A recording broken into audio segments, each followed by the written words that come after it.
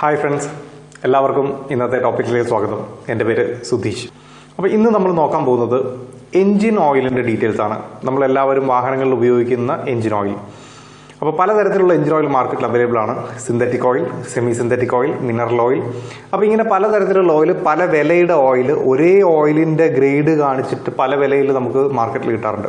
അപ്പോൾ എന്താണ് ഇതിൻ്റെ സത്യാവസ്ഥ? എങ്ങനെയാണ് ഓയിൽ നമ്മൾ തീരുമാനിക്കേണ്ടത്? നമ്മളെ വാഹനത്തിൽ ഏത് ഓയിലാണ് ഒഴിക്കേണ്ടത് എന്നാണ് നമ്മൾ ഇന്നത്തെ ടോപ്പിക്കിൽ നോക്കാൻ പോകുന്നത്. അപ്പോൾ എൻജിൻ ഓയിലിൻ്റെ ഗ്രേഡ് എന്താണ് എന്ന് തീരുമാനിക്കുന്നതിന് മുമ്പ് നമുക്ക് അറിഞ്ഞിരിക്കേണ്ട ഒരു കാര്യമുണ്ട്. എന്തിനാണ് നമ്മളുടെ എൻജിൻ ഓയിൽ ഉപയോഗിക്കുന്നത്? എൻജിൻ്റെ ഉള്ളിൽ എൻജിൻ ഓയിലിൻ്റെ ജോലി എന്താണ്? നമുക്ക് സാധാരണയായിട്ട് എല്ലാവർക്കും അറിയാമല്ലേ, ലൂബ്രിക്കേഷൻ. അപ്പോൾ ലൂബ്രിക്കേഷൻ എന്നുള്ളതാണ് എൻജിൻ ഓയിലിൻ്റെ മെയിൻ ആയിട്ടുള്ള പർപ്പസ്. പക്ഷേ ഈ ലൂബ്രിക്കേഷൻ അല്ലാതെ വേറെ എന്തെല്ലാം ജോലികൾ നമ്മളുടെ എൻജിൻ ഓയിൽ ചെയ്യുന്നുണ്ട്? കൂളിംഗ് എന്ന് പറഞ്ഞൊരു ഫംഗ്ഷൻ ഉണ്ട്. കൂളിംഗ് എന്ന് പറഞ്ഞ ഫംഗ്ഷൻ എന്താണെന്ന് വെച്ച് കഴിഞ്ഞാൽ, നമ്മളുടെ എൻജിൻ ഓയിൽ പിസ്റ്റൺ സിലിണ്ടറിൻ്റെ ഏറ്റവും ഉള്ളിലേക്ക്, ഏറ്റവും ചൂടായ ഭാഗത്തേക്ക് ആകെ കടന്നു ചെല്ലുന്നത് എൻജിൻ ഓയിലാണ്. അപ്പോൾ ആ കടന്നു ചെല്ലുന്ന സ്ഥലത്തുള്ള ചൂടിനെ ആഗിരണം ചെയ്തിട്ട് ഓയിൽ സമ്പിൽ വന്നിട്ടാണ് അത് കൂളാവുന്നത്. പിന്നെയുള്ളൊരു ഫംഗ്ഷനാണ് അതിൻ്റെ സീലിംഗ് എന്ന് പറഞ്ഞ ഫംഗ്ഷൻ. അതായത് പിസ്റ്റണിൻ്റെയും സിലിണ്ടറിൻ്റെയും ഇടയിൽ ചെറിയൊരു ഗ്യാപ്പ് ഉണ്ടാവും എപ്പോഴും. ആ ഗ്യാപ്പ് ഓയിലിൻ്റെ ഒരു തിൻ ഫിലിം വെച്ചിട്ടാണ് നമ്മൾ എന്ത് ചെയ്യുക, അതിനെ കവർ ചെയ്യുക. അപ്പോൾ സീലിംഗ് എന്ന് പറഞ്ഞൊരു പ്രോപ്പർട്ടി ഉണ്ട്. പിന്നീടുള്ളതാണ് ക്ലീനിങ്. ക്ലീനിങ് എന്ന് പറഞ്ഞാൽ ഈ ഓയിൽ കടന്നു പോകുന്ന എല്ലാ പാസേജും, ഓയിൽ കടന്നു പോകുന്ന എഞ്ചിൻ്റെ എല്ലാ ഭാഗത്തുള്ള കരിയെയും ക്ലീൻ ചെയ്ത്, കരിയെല്ലാം വലിച്ച് ക്ലീൻ ചെയ്ത്, സ്ലഡ്ജും കരിയും എല്ലാം ക്ലീൻ ചെയ്ത് തിരിച്ച് സമ്പിലേക്ക് കൊണ്ടുവരാനുള്ള കഴിവ് നമ്മുടെ എഞ്ചിൻ ഓയിലിൽ ഉണ്ടാവണം. അപ്പോൾ കൂളിംഗ്, ക്ലീനിങ്, അതുപോലെ ലൂബ്രിക്കേഷൻ, സീലിംഗ്, ഈ പറഞ്ഞ പ്രോപ്പർട്ടീസ് എല്ലാം ഉണ്ട്. പിന്നെ റസ്റ്റ് പ്രിവെൻഷൻ. ഇത് കടന്നു പോകുന്ന ഏരിയയിലൊന്നും എന്തുണ്ടാവാൻ പാടില്ല, തുരുമ്പുണ്ടാവാൻ പാടില്ല. അപ്പോൾ ഇങ്ങനെ തുരുമ്പിക്കാതിരിക്കാൻ വേണ്ടിയിട്ടുള്ള റസ്റ്റ് പ്രിവെൻഷൻ എന്ന് പറഞ്ഞൊരു പ്രോപ്പർട്ടിയും കൂടി നമ്മളുടെ എൻജിൻ ഓയിലിനുണ്ട്. പിന്നീടുള്ളതാണ് ഷോക്ക് അബ്സോർപ്ഷൻ. ഷോക്ക് അബ്സോർപ്ഷൻ എന്ന് പറഞ്ഞാൽ നമ്മളുടെ വാഹനത്തിന്റെ ഷോക്ക് അബ്സോർബർ അല്ല, നമുക്കറിയാലേ. പക്ഷേ ഈ എൻജിൻ ഓയിൽ ഒരു ഷോക്ക് അബ്സോർബർ ആയിട്ട് വർക്ക് ചെയ്യുന്നുണ്ട്. അത് എൻജിന്റെ ഉള്ളിലാണ്. എൻജിന്റെ ഉള്ളിൽ ഈ പിസ്റ്റണിന്റെയും അതിന്റെ താഴെ ഒരു കണക്ടിംഗ് റോഡ് ഉണ്ട്. ആ കണക്ടിംഗ് റോഡിന്റെ കണക്ട് ചെയ്തിട്ടുള്ളത് നമ്മുടെ ക്രാങ്ക് ഷാഫ്റ്റുമായിട്ടാണ്. അപ്പോൾ ഈ പിസ്റ്റൺ വർക്ക് ചെയ്യുമ്പോൾ ഉണ്ടാകുന്ന വൈബ്രേഷൻസിനൊക്കെ ഈ ക്രാങ്ക് ഷാഫ്റ്റിന്റെയും കണക്ടിംഗ് റോഡിന്റെയും ഇടയിൽ ഒരു thin film of oil lubrication കൊടുത്തിട്ടുണ്ടാവും. അപ്പോൾ ഇങ്ങനെ എൻജിന്റെ എല്ലാ ഭാഗത്തും എന്തുണ്ട്, ഓയിൽ. അതായത് മൂവ് ചെയ്യുന്ന പാർട്സിന് ഘർഷണം കുറയ്ക്കാൻ വേണ്ടിയിട്ടാണ് നമ്മൾ ഓയിൽ ഉപയോഗിക്കുന്നത്, അല്ലേ. അപ്പോൾ ഈ ഓയിലിന്റെ ഒരു തിൻ ഫിലിം എല്ലായിടത്തും ഉണ്ടാവും, കോട്ടിംഗ് ഉണ്ടാവും. ആ തിൻ ഫിലിം എന്താ ചെയ്യാം, ഈ മോളിൽ നിന്ന് വരുന്ന പിസ്റ്റൺ താഴേക്ക് ചലിക്കുന്ന സമയത്ത് ഉണ്ടാകുന്ന ആ ജർക്കിംഗ്, ആ വൈബ്രേഷനെ അബ്സോർബ് ചെയ്യും. അപ്പോൾ ഈ ലൂബ്രിക്കേഷൻ സിസ്റ്റത്തിൽ കൊടുത്തിട്ടുള്ള എൻജിൻ ഓയിലിന്റെ ക്വാളിറ്റി അനുസരിച്ചിരിക്കും നമ്മൾ ഈ പറഞ്ഞ പണികളൊക്കെ നടക്കുന്നത്. അപ്പോൾ ഈ പറഞ്ഞ എല്ലാ കാര്യങ്ങളും നടക്കണമെന്നുണ്ടെങ്കിൽ നമ്മൾ കൊടുക്കുന്ന എൻജിൻ ഓയിൽ അതിന് പാകത്തിനുള്ള എൻജിൻ ഓയിൽ ആയിരിക്കണം. എന്നാൽ മാത്രമേ നമ്മൾ ഈ പറഞ്ഞ കാര്യങ്ങളൊക്കെ നടക്കുള്ളൂ. അപ്പോൾ ഈ എൻജിൻ ഓയിൽ എന്താണെന്നുള്ളത് നമുക്കറിയണം. എൻജിൻ ഓയിൽ എന്ന് പറയുന്നത് ഒരു ബേസ് ലൂബ്രിക്കേറ്റിംഗ് ഓയിൽ ഉണ്ടാവും, പ്ലസ് അഡിറ്റീവ്സ്. അപ്പോൾ ഇതാണ് എൻജിൻ ഓയിലിന്റെ ഒരു ബേസിക് ആയിട്ടുള്ള ഒരു കൺസെപ്റ്റ്.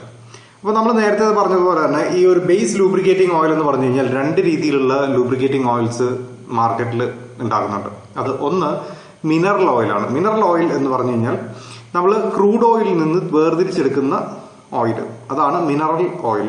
അതായത് പെട്രോള്, ഡീസൽ ഒക്കെ എടുത്തതിന് ശേഷം കിട്ടുന്നതാണ് oil, mineral oil. Synthetic oil എന്ന് പറഞ്ഞാൽ അത് പൂർണ്ണമായിട്ടും ലബോറട്ടറിയിൽ നിർമ്മിച്ചെടുക്കുന്ന ഓയിലാണ് സിന്തറ്റിക് ഓയിൽ. അപ്പൊ ഈ മിനറൽ ഓയിലും അതിന്റെ കൂടെ കുറെ അഡിറ്റീവ്സ് എന്ന് പറഞ്ഞാൽ കെമിക്കൽസ് ആണ്. ആ കെമിക്കൽസും കൂടി ആഡ് ചെയ്ത്, അപ്പൊ ഈ കെമിക്കൽസ് ആഡ് ചെയ്തെന്ന് പറഞ്ഞാൽ ഓരോ കെമിക്കൽ ആഡ് ചെയ്യുന്നതിനും ഒരു ഉപയോഗമുണ്ട്, അല്ലെങ്കിൽ അതിനൊരു ഉപകാരമുണ്ട്. അപ്പൊ നമുക്ക് ഏതൊക്കെയാണ് അഡിറ്റീവ്സ് ആഡ് ചെയ്തിട്ടുള്ളതെന്ന് നോക്കാം. To improve its cold weather viscosity. Cold weather viscosity improve ചെയ്യാനായിട്ടുള്ള അഡിറ്റീവ്സ് ആഡ് ചെയ്തിട്ടുണ്ട്. ഡേർട്ട്, അതിനകത്തുള്ള ചെളിയും അതുപോലെ ഏതെങ്കിലും കാർബൺ പാർട്ടിക്കിൾസ് ഒക്കെ ഉണ്ടെങ്കിൽ അതെല്ലാം എന്ത് ചെയ്യും, അതിൻ്റെ ഉള്ളിൽ സസ്പെൻഡ് ചെയ്ത് നിൽക്കുക എന്ന് പറഞ്ഞു കഴിഞ്ഞാൽ നമ്മൾ ഈ കുഴമ്പിന്റെ ഉള്ളിൽ കണ്ടിട്ടില്ല, കുഴമ്പിനകത്ത് എപ്പോഴും അതിനുള്ള പാർട്ടിക്കിൾസ് എല്ലാം അതിനകത്ത് ഇങ്ങനെ നോക്കിക്കഴിഞ്ഞാൽ അതിൻ്റെ ഉള്ളിൽ തന്നെ ഇങ്ങനെ പിടിച്ചു നിൽക്കും, താഴേക്ക് അടിയില്ല. അപ്പൊ അങ്ങനെ സസ്പെൻഡ് ചെയ്ത് നിൽക്കണം. ഈ എൻജിൻ ഓയിലിന്റെ അകത്ത് വരുന്ന കാർബണും അല്ലെങ്കിൽ ബാക്കിയുള്ള സ്ലഡ്ജും കാര്യങ്ങളും ഒന്നും എന്ത് ചെയ്യാൻ പാടില്ല, പാനിന്റെ അടിയിൽ പോയിട്ട് അടിയാൻ പാടില്ല. അതെപ്പോഴും ഇങ്ങനെ സസ്പെൻഡ് ചെയ്ത് നിൽക്കണം. അല്ലെങ്കിൽ അതിങ്ങനെ സമ്പിന്റെ അടിയിൽ അടിയുകയാണെന്നുണ്ടെങ്കിൽ നമ്മൾ എൻജിൻ ഓയിൽ ഊറ്റുന്ന സമയത്ത് ഇത് എന്ത് ചെയ്യില്ല, തിരിച്ച് നമുക്ക് പുറത്തേക്ക് വരില്ല. ഇതെല്ലാം ആ സമ്പിൽ ഇങ്ങനെ കെട്ടിക്കിടക്കും. അപ്പൊ നമുക്ക് എൻജിൻ ഓയിലിന്റെ ലെവലും കാര്യങ്ങളൊക്കെ വ്യത്യാസം കാണിക്കും. അപ്പോൾ ഊറ്റുമ്പോൾ അതിനകത്ത് കുറെ ചെളിയും കാര്യങ്ങളൊക്കെ ആ സമ്പിന്റെ അടി കിടക്കും. അപ്പൊ അങ്ങനെ കിടക്കാൻ പാടില്ല. അപ്പൊ അതിനു വേണ്ടിയിട്ടാണ് ഈ പറഞ്ഞ ഒരു അഡിറ്റീവ് ആഡ് ചെയ്യുന്നത്. To reduce foaming of oil, പതയാതിരിക്കാൻ വേണ്ടിയിട്ട്. എൻജിൻ ഓയിൽ പതയാൻ പാടില്ല. പതഞ്ഞു കഴിഞ്ഞാൽ എന്താ, എയർ കയറുക എന്നർത്ഥം, അല്ലേ. അപ്പൊ അങ്ങനെ പതയുകയാണെന്നുണ്ടെങ്കിൽ നമുക്ക് എന്താ, നമ്മളുടെ ഓയിലിന്റെ ലൂബ്രിക്കേഷൻ എന്ന് പറഞ്ഞ പ്രോപ്പർട്ടി നഷ്ടപ്പെടും. അപ്പൊ അതുകൊണ്ട് ഫോം ചെയ്യാൻ പാടില്ല, പതയാൻ പാടില്ല. ടു പ്രിവെന്റ് കൊറോഷൻ, തുരുമ്പിക്കാതിരിക്കാൻ, പോകുന്ന വഴികളൊന്നും തുരുമ്പിക്കാതിരിക്കാൻ വേണ്ടിയിട്ട് ഉള്ള ആന്റി കൊറോസീവ് ആയിട്ടുള്ള ഏജൻസ് അല്ലെ കെമിക്കൽസ് ആഡ് ചെയ്യാറുണ്ട്. To reduce friction and wear, friction ഘർഷണം കുറയ്ക്കാനും അതുപോലെ തേയ്മാനം കുറയ്ക്കാനും വേണ്ടിയിട്ടുള്ള കെമിക്കൽസ് ആഡ് ചെയ്തിട്ടുണ്ട്. To keep engine clean and minimise sludge buildup, engine എപ്പോഴും ക്ലീൻ ആയിട്ട് വെക്കാനും അതുപോലെ സ്ലഡ്ജ് ബിൽഡപ്പ്, സ്ലഡ്ജ് എന്ന് പറഞ്ഞാൽ നമ്മൾ ചെളി കണ്ടിട്ടില്ലേ, ഒരു എന്താ പറയുക, നമ്മൾ ചില പഴയ എഞ്ചിനൊക്കെ അഴിച്ചു നോക്കിക്കഴിഞ്ഞാൽ ഈ കറക്റ്റായിട്ട് ഓയിലൊക്കെ മാറാത്ത എഞ്ചിനൊക്കെ അഴിച്ചു നോക്കുകയാണെന്നുണ്ടെങ്കിൽ അതിന്റെ വാൽവ് കവറൊക്കെ അഴിച്ചാൽ കരി ഇങ്ങനെ വന്നിട്ട്, അതായത് ചെളി പോലെ ഇങ്ങനെ കട്ടയായിട്ടിരിക്കുന്ന കാണാം. അതിനെയാണ് നമ്മൾ സ്ലഡ്ജ് ബിൽഡപ്പ് എന്ന് പറയുന്നത്. അത് ഈ എഞ്ചിൻ ഓയിലിന്റെ ഒരു പ്രത്യേകതയാണ്. ചില എഞ്ചിൻ ഓയിൽ, നല്ല എഞ്ചിൻ ഓയിൽ ആണെന്നുണ്ടെങ്കിൽ സ്ലഡ്ജ് ബിൽഡപ്പ് കുറവായിരിക്കും, എന്നാൽ മോശം എഞ്ചിൻ ഓയിൽ ആണെന്നെങ്കിൽ സ്ലഡ്ജ് ബിൽഡപ്പ് ഭയങ്കര കൂടുതലായിരിക്കും. അപ്പോൾ ഈ പറഞ്ഞ സ്ലഡ്ജ് ബിൽഡപ്പ് ഉണ്ടാവാതിരിക്കാൻ വേണ്ടിയിട്ടുള്ള കെമിക്കൽസും ആഡ് ചെയ്യും. ടു റെഡ്യൂസ് അസിഡിക് ഓക്സിഡേഷൻ, ഞാൻ നേരത്തെ പറഞ്ഞതുപോലെ അസിഡിക് ഓക്സിഡേഷൻ കുറയ്ക്കാൻ വേണ്ടിയിട്ട്, അതായത് ഈ ഓയിൽ ഓക്സിഡേഷൻ സംഭവിച്ചു പോകാതിരിക്കാൻ വേണ്ടിയിട്ടുള്ള കെമിക്കൽസ് ആഡ് ചെയ്യും. ടു ഇംപ്രൂവ് സീലിംഗ്, നേരത്തെ പറഞ്ഞ സീലിംഗ് ഇംപ്രൂവ് ചെയ്യാനുള്ള കെമിക്കൽസ്, അതുപോലെ ഷോക്ക് അബ്സോർബ് ചെയ്യാനുള്ള പ്രോപ്പർട്ടിക്ക് വേണ്ടിയിട്ടുള്ള കെമിക്കൽസ്, ഇതെല്ലാം അതിനകത്ത് ആഡ് ചെയ്യും. അപ്പൊ ഇത്രയും കാര്യങ്ങളാണ് നമ്മളുടെ എഞ്ചിൻ ഓയിലിൽ അഡിറ്റീവ്സ് ആയിട്ട് സാധാരണയായിട്ട് ആഡ് ചെയ്യാറുള്ളത്. അപ്പോൾ mineral oil, base lubricating oil plus additives ആണ് നമ്മൾ ഉപയോഗിക്കുന്ന എഞ്ചിൻ ഓയിൽ എന്ന് പറയുന്നത്. ഇനി നമുക്ക് അറിയാനുള്ളത്, നമ്മൾ എഞ്ചിൻ ഓയിൽ എടുത്തു കഴിഞ്ഞാൽ അതിനകത്ത് 2 തരത്തിലുള്ള ഗ്രേഡിംഗ് വരാറുണ്ട്. അപ്പോൾ 2 തരത്തിലുള്ള ഗ്രേഡിംഗ് എന്ന് പറഞ്ഞു കഴിഞ്ഞാൽ, ഒന്ന് SAE ഗ്രേഡിംഗ് എന്ന് പറയും. SAE നമ്മൾ സാധാരണയായിട്ട് ഓയിലിന്റെ ഗ്രേഡ് എന്ന് പറയുന്നത് ഈ സംഭവമാണ്. SAE, society of automotive engineers എന്നാണ് SAEയുടെ ഫുൾ ഫോം. അപ്പൊ ഈ SAE എന്ന് പറഞ്ഞ സംഘടനയാണ് എഞ്ചിൻ ഓയിലിന്റെ വിസ്കോസിറ്റി ഗ്രേഡിംഗ് ചെയ്യുന്നത്. വിസ്കോസിറ്റി എന്ന് പറഞ്ഞാൽ റെസിസ്റ്റൻസ് ടു ഫ്ലോ. ഇപ്പോൾ വളരെ സിമ്പിൾ ആയിട്ട് പറഞ്ഞാൽ അതിന്റെ കട്ടി, ഓയിലിന്റെ കട്ടി എന്ന് നമ്മൾ പറയും അല്ലേ. ഇപ്പൊ പച്ചവെള്ളം എടുത്താലും അല്ലെ കുറച്ച് വെളിച്ചെണ്ണ എടുത്താലും കട്ടി കൂടുതൽ വെളിച്ചെണ്ണയ്ക്കായിരിക്കും. അപ്പൊ വിസ്കോസിറ്റി കൂടുതൽ വെളിച്ചെണ്ണയ്ക്കാണെന്ന് നമ്മൾ പറയും. എന്ന് പറഞ്ഞതുപോലെ തന്നെ ഈ എഞ്ചിൻ ഓയിലിന് വിസ്കോസിറ്റി, അപ്പൊ ഈ വിസ്കോസിറ്റി പല ഓയിലിനും വ്യത്യസ്തമായിരിക്കും. അപ്പൊ ആ എഞ്ചിൻ ഓയിലിന്റെ വിസ്കോസിറ്റി ആണ് നമ്മൾ SAE എന്ന് പറഞ്ഞ സംഘടനയുടെ ഇതിൽ പറയുന്നത്.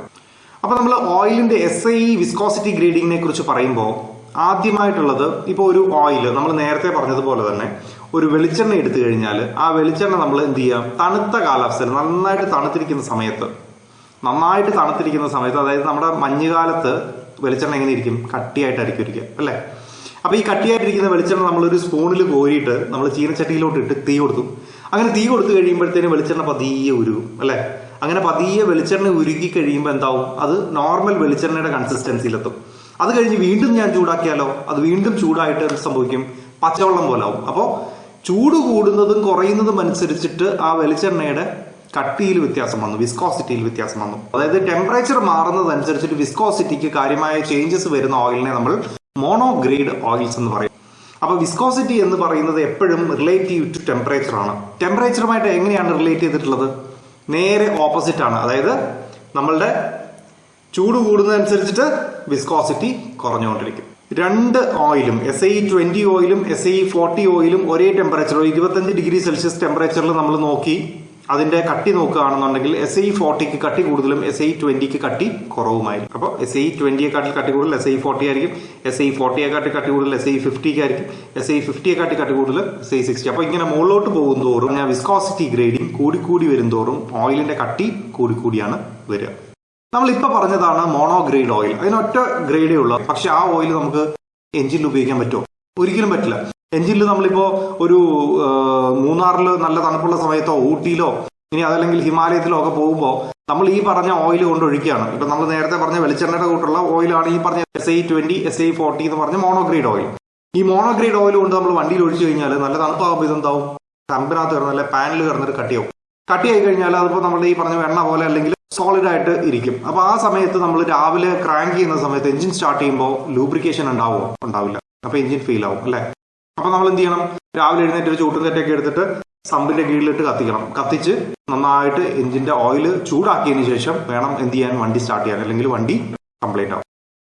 അപ്പൊ അങ്ങനെയുള്ള ഓയിൽ ഒരിക്കലും നമുക്ക് എന്ത് ചെയ്യാൻ പറ്റില്ല. ഇതൊന്നും പ്രാക്ടിക്കലായിട്ട് നടക്കുന്ന കാര്യമല്ലല്ലേ. അപ്പൊ അതൊരിക്കലും നമുക്ക് പ്രാക്ടിക്കൽ അല്ല, അതൊരിക്കലും വണ്ടിയിൽ ഉപയോഗിക്കാനും പറ്റില്ല. അപ്പോൾ നമുക്ക് ചെയ്യാൻ പറ്റുന്ന വേറൊരു കാര്യം, എഞ്ചിൻ ഓയിൽ എന്ത് ചെയ്യുക, മൾട്ടിഗ്രേഡ് ഓയിൽസ് ഉണ്ടാക്കണം. അതായത് ടെമ്പറേച്ചർ വേരിയേഷൻ വരുന്നതനുസരിച്ച് എഞ്ചിന്റെ ടെമ്പറേച്ചർ തന്നെ ഒരു ഹൈ റേഞ്ച് വേരിയേഷനിലാണ് വർക്ക് ചെയ്യുന്നത് അല്ലെ. അപ്പോൾ ആംബിയൻ ടെമ്പറേച്ചർ, നമ്മളുടെ പ്രകൃതിയിലുള്ള ടെമ്പറേച്ചർ തുടങ്ങി വണ്ടി സ്റ്റാർട്ട് ചെയ്ത് ചൂടായി അങ്ങ് എത്തുന്ന വരെയുള്ള ടെമ്പറേച്ചർ, അതായത് ഒരു 180 160 ഡിഗ്രി അല്ലെങ്കിൽ 200 ഡിഗ്രി വരെ, ചില വണ്ടികളുടെ 350 400 ഡിഗ്രി വരെയൊക്കെ എന്ത് ചെയ്യും, എഞ്ചിന്റെ ടെമ്പറേച്ചറിലേക്ക് നമ്മളുടെ ഈ ഓയിൽ കടന്ന് എത്തും. അപ്പൊ അത്രയും ടെമ്പറേച്ചറുകളിൽ ഈ ഓയിൽ ഒരു കാരണവശാലും എന്ത് ചെയ്യാൻ പാടില്ല, അത് ആവിയായിട്ട് അങ്ങ് പോവാനോ അല്ലെങ്കിൽ അതിന് രൂപമാറ്റം സംഭവിക്കാനോ ഓക്സിഡേഷൻ സംഭവിക്കാനോ ഒന്നും പാടില്ല. ഈ പറഞ്ഞ ഓയിലിന്റെ പ്രോപ്പർട്ടീസ് എല്ലാം മെയിൻറ്റെയിൻ ചെയ്ത് ഈ ഒരു വേരി ടെമ്പറേച്ചറിൽ അതിന് നിലനിർത്താൻ സാധിച്ചാൽ മാത്രമാണ് എഞ്ചിന് കംപ്ലൈന്റ് ഇല്ലാതെ നമുക്ക് ഓടിക്കാൻ പറ്റുള്ളൂ. അപ്പൊ അതിന് വേണ്ടിയിട്ടാണ് മൾട്ടി ഗ്രേഡ് ഓയിൽസ് കണ്ടുപിടിച്ചിട്ടുള്ളത്. അപ്പൊ നമ്മുടെ വാഹനങ്ങളിലെല്ലാം ഉപയോഗിക്കുന്നത് മൾട്ടി ഗ്രേഡ് ഓയിലാണ്.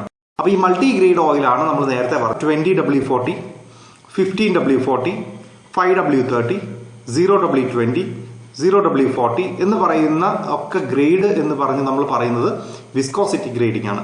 അപ്പോൾ ഈ വിസ്കോസിറ്റി ഗ്രേഡിംഗിൽ 20W എന്ന് പറയുന്നത് 20W സ്റ്റാൻഡ്സ് ഫോർ വിന്റർ, തണുപ്പിനെ സൂചിപ്പിക്കുന്നു, തണുത്ത കാലാവസ്ഥയെ സൂചിപ്പിക്കുന്നു. അപ്പോൾ തണുപ്പുള്ള സമയങ്ങളിൽ SAE20 എന്ന് പറഞ്ഞ ഓയിലിന്റെ വിസ്കോസിറ്റിയും ചൂടായ കാലാവസ്ഥയിൽ SAE40 എന്ന് പറഞ്ഞ ഓയിലിന്റെ വിസ്കോസിറ്റി ഗ്രേഡിംഗുമായിരിക്കും 20W40 എന്ന് പറഞ്ഞ മൾട്ടി ഗ്രേഡ് ഓയിലിന് ഉണ്ടാവുക.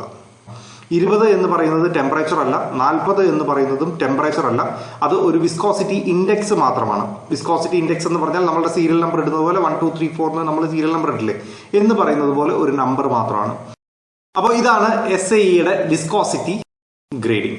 110 രൂപ തുടങ്ങി 350 400 രൂപ വരെ 1 ലിറ്ററിനുള്ള 20W40 എന്ന് പറഞ്ഞ ഓയിൽ നമ്മളുടെ മാർക്കറ്റിൽ അവൈലബിൾ ആണ്. അപ്പൊ ഇതില് ഏത് ഓയിലാണ് നമ്മൾ വിശ്വസിക്കുക, ഏത് ഓയിലാണ് ശരിക്കുള്ള ഓയിൽ, ഏത് ഓയിലാണ് നല്ലത്, എങ്ങനെ അറിയാൻ പറ്റും? അപ്പൊ അതാണ് ഓയിലിന്റെ ക്വാളിറ്റി ഗ്രേഡിംഗ്.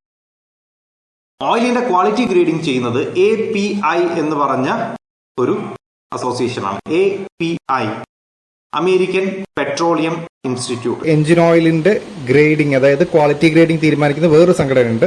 ആ സംഘടനയുടെ പേരാണ് European Automobile Manufacturers Association, ACEA. ഇവരാണ് എഞ്ചിൻ ഓയിലിന്റെ ക്വാളിറ്റി ഗ്രേഡിംഗ് ചെയ്യുന്നത്. API ഗ്രേഡിംഗിൽ അതിനകത്ത് നമ്മൾ എത്ര കെമിക്കൽ ആഡ് ചെയ്തിട്ടുണ്ട് എന്നുള്ളതാണ് നോക്കുക. എത്രത്തോളം കെമിക്കൽ ആഡ് ചെയ്തിട്ടുണ്ടോ അത്രത്തോളം ഗ്രേഡ് അവർ കൂട്ടിക്കൊടുക്കും.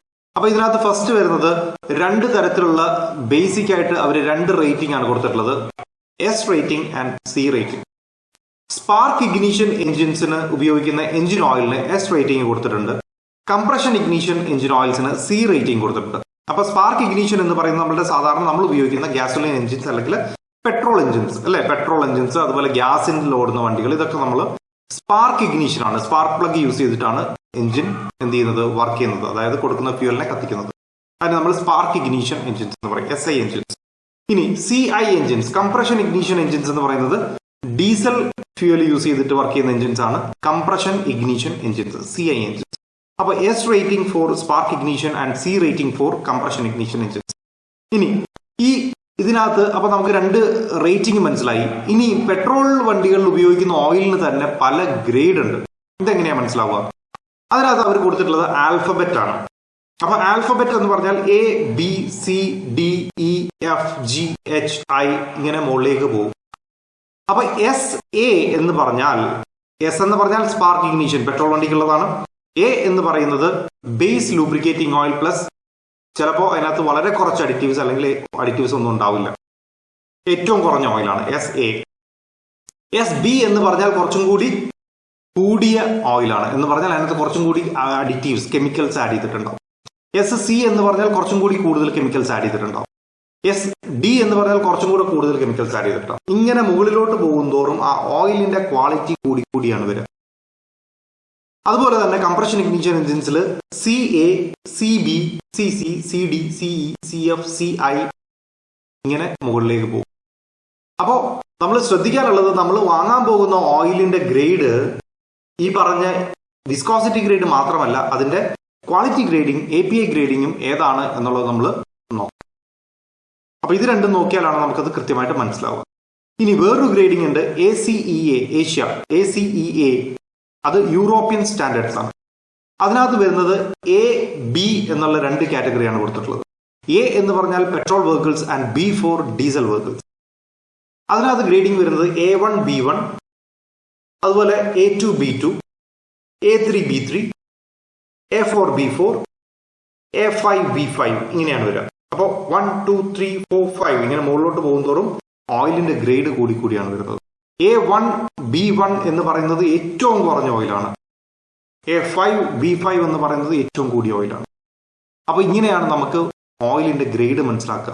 അപ്പൊ ഈ പല ബോട്ടിലും സെമി സിന്തറ്റിക്, ഫുള്ളി സിന്തറ്റിക് എന്നൊക്കെ പറഞ്ഞിട്ട് ചിലപ്പോൾ ഇങ്ങനെ സ്റ്റിക്കറൊക്കെ അടിച്ചു വെച്ചിട്ടുണ്ടാവും.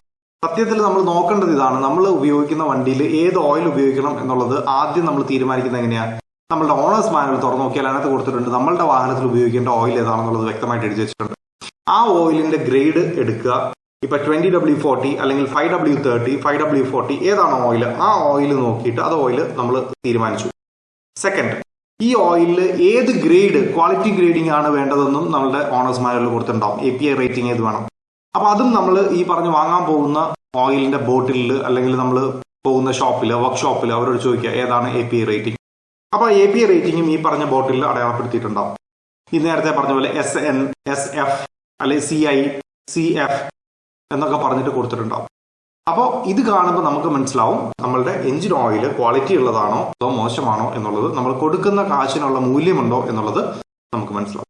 ഇനി നിങ്ങൾക്ക് അറിയാനുള്ളത് സിന്തറ്റിക് ഓയിൽ എന്താണ്. സിന്തറ്റിക് ഓയിൽ എന്തിനാണ് സിന്തറ്റിക് ഓയിൽ ഉപയോഗിക്കുന്നത്? എന്താണ് സിന്തറ്റിക് ഓയിൽ? ബേസ് ലൂബ്രിക്കേറ്റിംഗ് ഓയിലിൽ ക്വാളിറ്റി കുറഞ്ഞ ബേസ് ലൂബ്രിക്കേറ്റിംഗ് ഓയിൽ ഉപയോഗിക്കുന്ന കമ്പനികളുണ്ട്, അതുപോലെ കൂടിയ ബേസ് ലൂബ്രിക്കേറ്റിംഗ് ഓയിൽ ഉപയോഗിക്കുന്ന കമ്പനികളുണ്ട്. അപ്പൊ ഈ സെമി സിന്തറ്റിക് ഓയിൽ എന്ന് പറയുന്നത് മിനറൽ ഓയിലിൽ തന്നെ കെമിക്കൽസ് ആഡ് ചെയ്ത് വരുന്നതിനെയാണ് നമ്മൾ എന്ത് പറയാം? സെമി സിന്തറ്റിക് ഓയിൽ എന്ന് പറയാം. പക്ഷെ fully synthetic oil is always made in laboratory. അപ്പോൾ അതിന് അതുപോലെ വില കൂടും. നമ്മുടെ സാധാരണ ഒരു എഞ്ചിൻ ഓയിലിന്റെ 4 ഇരട്ടിയൊക്കെ വിലയായിരിക്കും. 1 ലിറ്റർ ഓയിലിന് 1200 രൂപ, 1300 രൂപയ്ക്കായിരിക്കും വരിക. സാധാരണ ഓയിൽ 300 രൂപ, 350 രൂപയ്ക്ക് കിട്ടുമ്പോൾ സിന്തറ്റിക് ഓയിൽ കിട്ടുന്നത് 1200 രൂപയ്ക്കും 1300 രൂപയ്ക്കും ആയിരിക്കും. ബിക്കോസ് അത് ലബോറട്ടറിയിൽ ഉണ്ടാക്കിയെടുക്കുന്നതാണ്. അപ്പൊ ആ ലബോറട്ടറിയിൽ ഉണ്ടാക്കിയെടുക്കുന്നത് കൊണ്ട് തന്നെ അതിന്റെ കെമിക്കൽ കോമ്പോസിഷന് വ്യത്യാസമുണ്ട്. കെമിക്കൽ കോമ്പോസിഷൻ മാറുന്നതനുസരിച്ചിട്ട് അതിന്റെ ക്വാളിറ്റിയിൽ വ്യത്യാസമുണ്ട്. നമ്മളുടെ ഓണേഴ്സ് മാനുവലിൽ നമ്മളുടെ വാഹനത്തിന് ഉപയോഗിക്കാൻ പറഞ്ഞിട്ടുള്ള ഏത് ഓയിലാണോ ആ ഗ്രേഡ് ഓയിലാണ് നമുക്ക് നമ്മളുടെ വണ്ടിക്ക് ആവശ്യമായിട്ടുള്ളത്. അതിൽ കൂടിയ ഓയിൽ, ഇപ്പോൾ നമ്മളുടെ സാധാരണ മിനറൽ ഓയിൽ ഉപയോഗിക്കേണ്ട വണ്ടിയാണെന്നുണ്ടെങ്കിൽ അതിനകത്ത് സിന്തറ്റിക് ഓയിൽ ഉപയോഗിച്ചാൽ എന്താണ് ഗുണം? നിങ്ങളുടെ വണ്ടി ഒരു റേസിംഗ് പർപ്പസിനൊന്നും ഉപയോഗിക്കുന്ന വാഹനമല്ലെങ്കിൽ നിങ്ങൾക്ക് സാധാരണ ഓയിൽ മതി. ഈ സിന്തറ്റിക് ഓയിലിലേക്ക് പോകേണ്ട ആവശ്യകത എന്താണെന്ന് വെച്ച് കഴിഞ്ഞാൽ എഞ്ചിൻ ഹൈ RPM, ഹൈ സ്പീഡിൽ, ഹൈ ടെമ്പറേച്ചറിൽ വർക്ക് ചെയ്യുന്ന സമയത്ത് ഈ എഞ്ചിൻ ഓയിലിന്റെ ക്വാളിറ്റി പെട്ടെന്ന് നഷ്ടപ്പെടാനുള്ള ഒരു ചാൻസ് ഉണ്ട്. അപ്പൊ അതുകൊണ്ടാണ് നമ്മൾ സിന്തറ്റിക് ഓയിൽസ് യൂസ് ചെയ്യുന്നത്. അപ്പൊ സിന്തറ്റിക് ഓയിൽസ് പ്രീമിയം കാർസിലൊക്കെ സിന്തറ്റിക് ഓയിൽ അവർ പറഞ്ഞിട്ടുണ്ട് ഇത് ഉപയോഗിക്കാൻ പാടുള്ളൂ. 0W40 എന്ന് പറയുന്ന സിന്തറ്റിക് ഓയിൽ, 0W20. ഇപ്പോൾ ഈ പറയുന്ന സിന്തറ്റിക് ഓയിൽസ് നിർബന്ധമായിട്ടും ഉപയോഗിക്കണം എന്ന് പറയുന്ന വാഹനങ്ങളുണ്ട്. ആ വാഹനങ്ങളിൽ നമ്മൾ സിന്തറ്റിക് ഓയിൽ ഉപയോഗിക്കണം.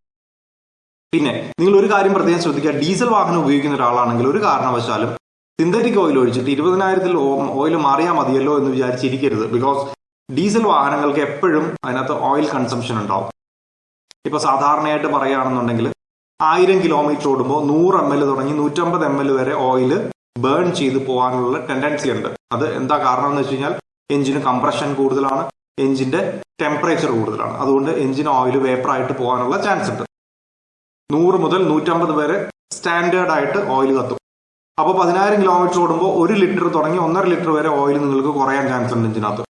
അപ്പൊ ഇത് മനസ്സിലാക്കാതെ നമ്മൾ എന്ത് ചെയ്യും? സിന്തറ്റിക് ഓയിൽ ഒഴിച്ചിട്ട്, എനിക്ക് പല കസ്റ്റമേഴ്സിനും അറിയാം, സിന്തറ്റിക് ഓയിൽ ഒഴിച്ചിട്ട് നമ്മൾ എന്ത് ചെയ്യും? ഓക്കെ 20,000-ൽ മാറിയാൽ മതിയല്ലോ എന്ന് വിചാരിച്ചിട്ട് നമ്മൾ എന്ത് ചെയ്യും? സിന്തറ്റിക് ഓയിൽ കൊണ്ടുപോകും. അങ്ങനെ പോയി ഓടി അവസാനം ആകെ 3 ലിറ്റർ ആയിരിക്കും ആ എഞ്ചിനകത്തുള്ള ഓയിൽ.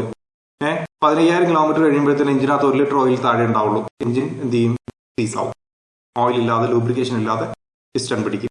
അപ്പോൾ ഇങ്ങനെയുള്ള അവസ്ഥ ഉണ്ടാവും. അപ്പോൾ അതുകൊണ്ട് ഒരു കാരണവശാലും നിങ്ങൾ എന്ത് ചെയ്യരുത്? സിന്തറ്റിക് ഓയിൽ ഒഴിച്ചാലും സാധാരണ ഓയിൽ ഒഴിച്ചാലും ഏത് ഓയിൽ ഒഴിച്ചാലും 10,000 കിലോമീറ്ററിൽ എഞ്ചിൻ ഓയിൽ ചേഞ്ച് ചെയ്യുക എന്നുള്ള ഒരു സ്റ്റാൻഡേർഡ് ലിമിറ്റ് എപ്പോഴും നമ്മൾ വയ്ക്കണം.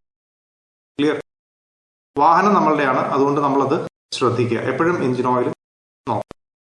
അപ്പൊ ഇതാണ് ബേസിക് ആയിട്ടുള്ള കാര്യങ്ങൾ. അപ്പൊ സിന്തറ്റിക് ഓയിലും മിനറൽ ഓയിലും തമ്മിലുള്ള വ്യത്യാസം ഇതാണ്. നമ്മൾ സാധാരണ ഓയിൽ മേടിക്കുമ്പോൾ ശ്രദ്ധിക്കേണ്ട കാര്യങ്ങൾ ഇതൊക്കെയാണ്. ഏതെല്ലാം റേറ്റിംഗ് നോക്കണം, ഇതൊക്കെ നിങ്ങൾക്ക് മനസ്സിലായി എന്ന് വിചാരിക്കുന്നു. അപ്പൊ ഇന്നത്തെ വീഡിയോ എല്ലാവർക്കും ഇഷ്ടപ്പെട്ടെങ്കിൽ നമ്മളുടെ വീഡിയോ ലൈക്ക് ചെയ്യുക, അതുപോലെ കമന്റ് ചെയ്യുക, സംശയങ്ങളും കാര്യങ്ങളും കമന്റ് ചെയ്യുക, അതുപോലെ ഷെയർ ചെയ്യുക. അപ്പോൾ എല്ലാവർക്കും നന്ദി, നമസ്കാരം. അടുത്ത വീഡിയോയിൽ കാണുന്നത് വരെ സുധീഷ് സൈനിങ് ഓഫ്.